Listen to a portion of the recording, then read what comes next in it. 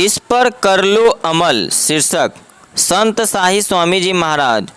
मंगल मूर्ति सतगुरु मिलवै सर्वाधार।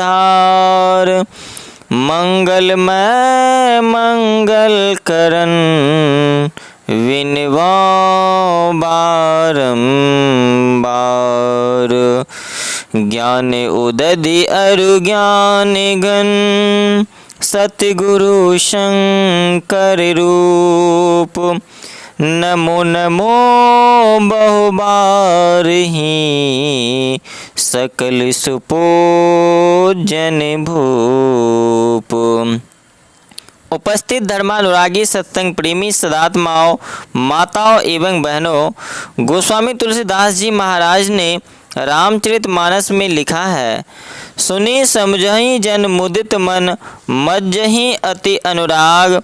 लहहि चार फल अछत तनु, साधु समाज प्रयाग। यहाँ साधु समाज अर्थात सत्संग को प्रयाग कहा गया है। सबको चाहिए कि साधु समाज रूपी प्रयाग के वचनों को मन लगाकर सुने। यह नहीं सोचें कि सुनने से क्या होगा। अब तक हम लोग जो कुछ भी ज्ञान या सीख पाए हैं सुनकर ही। संत कबीर साहब के वचन में है, जल परमाने माछड़ी कुल परमाने बुद्धि। जाको जैसा गुरु मिले ताको तैसी शुद्धि। जिसको जैसा सिखाने या सुनाने वाला मिला आज वह उसी तरह का है। संत सुंदरदास जी महाराज के वचन में है, लोक कूं ज्यों पारस पसान हो पलटे लेत। कंचन छुवत होत जग में प्रमाण ये। द्रुम कूं ज्यों चंदन पलट ही लगाए वास। आपके समान ताको शीतलता आनिए। कीट कूं ज्यों भृंगहूँ पलट के करत भृंगे। सो उड़ी जाए ताको अचरज न मानिए। सुंदर कहत यह सगरे प्रसिद्ध बात। सद्य शिष्य पलटे सो सदगुरु जानिए। एक प्रकार का भृंग होता है जो घर में मिट्टी का घर बनाता है। उसमें एक कीड़े को लाकर वह बंद कर देता है और उस पर आवाज़ करता है। कीड़ा तो उसे प्रेम से नहीं सुनता है बल्कि सुनता है भय से। परिणाम यह होता है कि वह भी भृंग बन जाता है। इसलिए गोस्वामी तुलसीदास जी महाराज कहते हैं कि सुनिए, लेकिन करने से पहले उस पर जरा विचारिए भी। अनुचित उचित काज किछु होई, समुझ करिए भल कह सब कोई। सहसा करी पाछे पछताही, कहहि वेद बधु ते बधु नाही। विचारा हुआ ज्ञान मजबूत होता है। जिस तरह घड़ा दो तरह का होता है, कच्चा और पक्का। कच्चे घड़े में पानी नहीं ठहरेगा, उसी कच्चे घड़े को आग पर चढ़ाकर ताप दिखला लीजिए तो वह पक्का हो जाएगा और वह उसमें वर्षों पानी ठहरा रहेगा। उसी तरह विचार की कसौटी पर कसा हुआ ज्ञान टिकाऊ होता है। भगवान बुद्ध ने कहा है कि किसी की बात को इसलिए नहीं मान लें कि वह बहुत बड़ा विद्वान है, इसलिए भी नहीं मान ले कि वह धर्मशास्त्र का हवाला देता है, इसलिए भी नहीं माने कि उस बात को बहुत लोग मानते हैं, बल्कि इसलिए माने कि वह आपके विचार की कसौटी पर खड़ी उतरती है। कहने का तात्पर्य है कि विचार पूर्वक कार्य करना चाहिए। यूँ तो हर एक विचारता है, कार्य करने के पहले जो विचारता है उसे बुद्धिमान कहते हैं। करने के समय जो विचारता है उसे सतर्क कहते हैं और काम करने के बाद जो विचारता है उसे मूर्ख कहते हैं। करना पाने के लिए होता है। क्या पाने के लिए? हर एक क्या पाना चाहता है? एक महात्मा हुए उत्तर प्रदेश के हाथरस शहर में, उनका नाम था तुलसी साहब। वे ऊंचे दर्जे के महात्मा और फारसी भाषा के विद्वान थे। वे गोस्वामी तुलसीदास जी महाराज के बहुत बाद आए हुए थे। उनके वचन में है, एक दिल लाखों तमन्ना, मतलब बहुत इच्छाएं हैं मनुष्य को ही नहीं बल्कि प्राणी मात्र को यह कामना है, इसको कोई छोड़ नहीं सका है।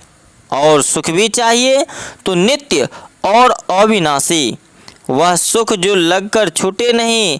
क्या ऐसा सुख इस संसार में मिलेगा? यह संसार है क्या जिसे हम आँख, कान, नाक, जिह्वा और त्वचा, इन 5 ज्ञानेंद्रियों से जानते हैं। रूप, रस, गंध, स्पर्श और शब्द, इन 5 को हटा दीजिए तो संसार नाम का क्या बचेगा? इन्हीं 5 के मिलाप का नाम संसार है। यह है कैसा?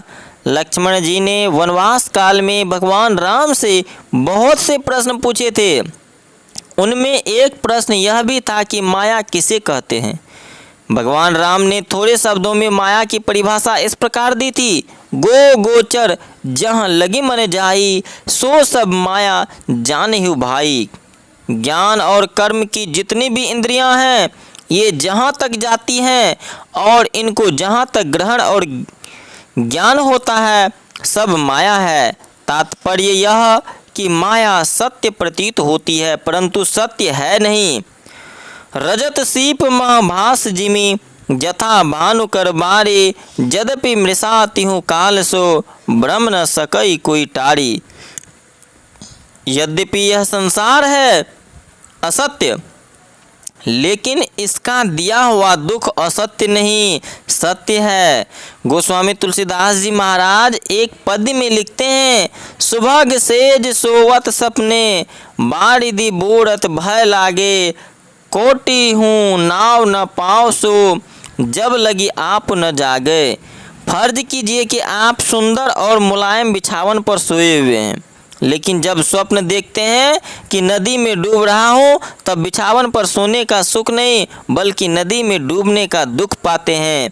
ऐसा जो संसार है, क्या इसमें नित्य और अविनाशी सुख संभव है? हम आप जो कुछ भी देखते हैं और सुनते हैं वह कैसा है? मेरे इस शरीर को ही लीजिए। आप भले कह लीजिए कि वे ही साईं बाबा हैं जिन्हें वर्षों से देखते चले आ रहे हैं, लेकिन यह ऐसी नहीं है। यह बात ऐसी नहीं है। यह शरीर किसी दिन बच्चा था, फिर सयाना हुआ और अब बूढ़ा हो गया है। कह सकते हैं कि बचपन कहाँ गया, जवानी कहाँ गई। कुछ दिनों के बाद इस बुढ़ापे का भी पता नहीं रहेगा। आप जहाँ तक देखते या सुनते हैं, सबके पीछे यही बात है। आपकी इंद्रियां, आपकी ज्ञानेंद्रियां भी असत्य का ज्ञान करती हैं, क्योंकि यह माया को मसाले से बने हुई हैं। आपकी ज्ञानेंद्रियां भी असत्य का ज्ञान करती हैं, क्योंकि यह माया के मसाले से बनी हुई हैं। इस पर अनित्य संसार में नित्य और अविनाशी सुख कभी संभव नहीं है। इस अनित्य संसार में नित्य और अविनाशी सुख कभी संभव नहीं है। बर्फ को गलने से कोई बचा सकता है क्या? उसी प्रकार इस संसार में प्राणी अथवा पदार्थ को विनष्ट होने से कोई रोक नहीं सकता। जो स्वयं विनाशशील है, उससे अविनाशी सुख कैसे मिल सकता है? तब क्या इस तरह का सुख संभव नहीं है? हाँ, संभव है। अगर ऐसा सुख नहीं होता तो ऐसे सुख की कामना भी नहीं होती। ऐसा भी सुख है, लेकिन संसार में नहीं। संत महात्मा लोग कहते हैं कि संसार के अलावा भी कुछ है। संसार के अलावा वही है जिस पर यह संसार ठहरा हुआ है। उसी को परमात्मा, ईश्वर, ब्रह्म आदि कहकर जनाया गया है। कुछ लोगों का कहना है कि यह कहने भर के लिए है, यथार्थ में कुछ है नहीं। लेकिन ऐसी बात मन में बैठती नहीं है। जिसकी खोज मुद्दत से है और बहुत ऊंचे ऊंचे ख्याल के लोग जिसकी खोज में पड़ कर रहे हैं, वह नहीं है, यह तो कहने की बात नहीं बनता है। यह तो कहते ही नहीं बनता है। अगर वह नहीं होता तो उसकी खोज बहुत पहले ही समाप्त हो गई होती। उसका होना इतना निश्चित है कि उसे भुलाए भी नहीं भूल पाते। जब कठिन से कठिन परिस्थिति में पड़ जाते हैं, तब किसके बूते पर अपने साहस को बनाए रखते हैं? तात्पर्य यह कि हर तरह की मुसीबत में भी अपने साहस को बनाए रखते हैं। अगर वह नहीं है तो किसके बल पर साहस बनाए रखते हैं। संत महात्मा लोग कहते हैं कि उस पर विश्वास करो, अगर वह नहीं होता तो कुछ नहीं होता।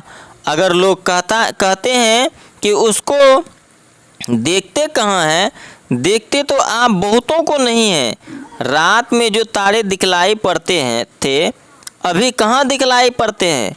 क्या कह सकते हैं कि दिन में तारे नहीं होते? दिन में भी तारे होते हैं, लेकिन दिन की चकाचौंध के कारण तारे दिखलाई नहीं पड़ते हैं। इसलिए संत महात्मा लोग कहते हैं कि वह ईश्वर जो संसार के परे का है, संसार की चकाचौंध के कारण दिखलाई नहीं पड़ता है। तुम संसार की चकाचौंध में पड़े हुए हो तो देखोगे कैसे? दिन में भी तारा को देख लेते हो। जिनके पास दूरदर्शक यंत्र होता है, उसी तरह संतों के बतलाए हुए ढंग से साधना करने वाले संसार और शरीर में रहते हुए परमात्मा के दर्शन करता है। ऐसी युक्ति अर्थात भेद को बतलाने वाले संत सद्गुरु कहलाते हैं। इसलिए किसी ने ठीक ही लिखा है, भेद या गुप्त पाना किसी ग्रंथ से है असंभव, समझ लो किसी संत से। इसलिए अपना परम कल्याण बनाने के लिए सबको सदयुक्ति सीखनी चाहिए। इसमें शर्म करने की आवश्यकता नहीं। पाप करने में शर्म अवश्य कीजिए, लेकिन यह लजाने की जगह नहीं है। यह जीवन निर्माण का सौदा है। इसलिए अपने को संत सद्गुरु के चरणों में न्यौछावर कर दीजिए, आपकी बिगड़ी जीवन यात्रा बन जाएगी। यह प्रवचन दिनांक 10/3/1994 ईस्वी को बिहार की राजधानी पटना के कम्युनिटी हॉल कंकड़बाग में पटना जिला संत मत सत्संग की 9वें वार्षिक अधिवेशन के अवसर पर अपराह्नकालीन में हुआ था। श्री सद्गुरु महाराज की जय। तो आप लोगों से निवेदन है, चैनल पर अगर हैं नए हैं तो चैनल को सब्सक्राइब कर लेंगे, क्योंकि इसी तरह से संत महात्मा का प्रवचन इस चैनल पर सुनने के लिए मिलेगा। और अगर यह अच्छा लगता है तो इसको लाइक कर देंगे और सभी साधकों से, सभी गुरु भाइयों से इस वीडियो को